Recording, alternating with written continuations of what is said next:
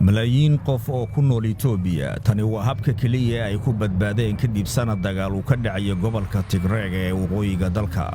tan iyo bartamihii Oktoobar kaliya 40 baabuur oo xamuul ah ayaa waxa ay gaareen caasimadda Mekelle.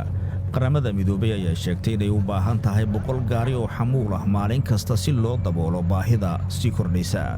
talaadadii xiriirka qaramada midoobay iyo dawladda Itoobiya ayaa gaaray heerkii ugu hooseeyay. 16 ka mid ah shaqaalaha qaramada midoobay oo maxalli ah ayaa la xiray, 6 kalena waa la sii daayay, iyadoo kooxaha xuquuqul insaanku ay qayladhaan ka muujiyeen in si qowmiyadeed loo bartilmaameedsaday.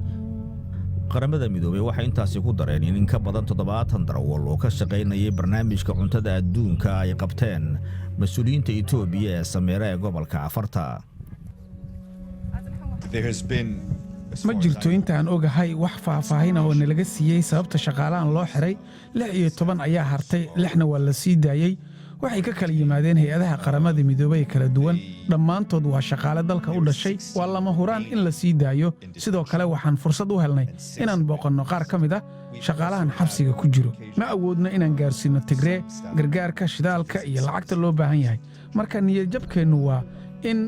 marka niyadjabkeenu waa inaan dhabtii aan lahayn awood aan ku caawinno dadka sida ba'an ugu baahan kaalmadeenna.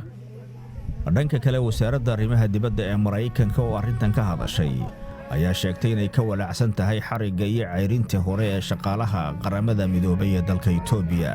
Well, we have seen the reports and we find them concerning. We clearly warbixinada aynu aragnay waxay ahaayeen kuwo walwal iyo walaac leh.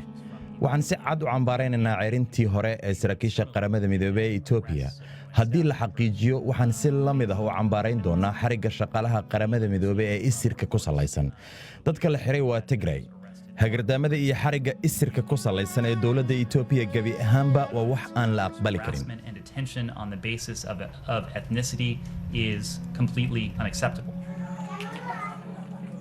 arrinkan ayaa ku soo aadaya iyadoo xitaa hay'adaha xuquuqul insaanku ay ku eedeeyeen askarta dawladda Itoobiya iyo ciidamada fallaagada Tigrayga inay kufsadeen dad rayid ah oo ay u diideen inay helaan daryeel caafimaad.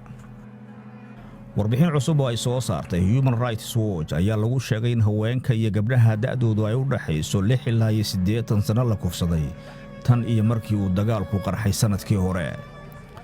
cilmi baarayaashu waxa ay sheegeen in xarumaha caafimaadka ay inta badan bartilmaameedsadeen dagaalyahanadu, taasoo sababtay in kuwa badbaaday aanay helin gargaar caafimaad oo degdeg ah.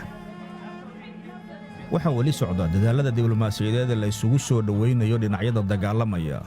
ergeyga midowga Afrika ee geeska Afrika oo Bosanjo ayaa sheegay inuu la kulmay labada dhinac una aad ugu riyaaqay inay ogolaadeen xabad joojin iyo in gargaarka la gaarsiiyo dadka u baahan.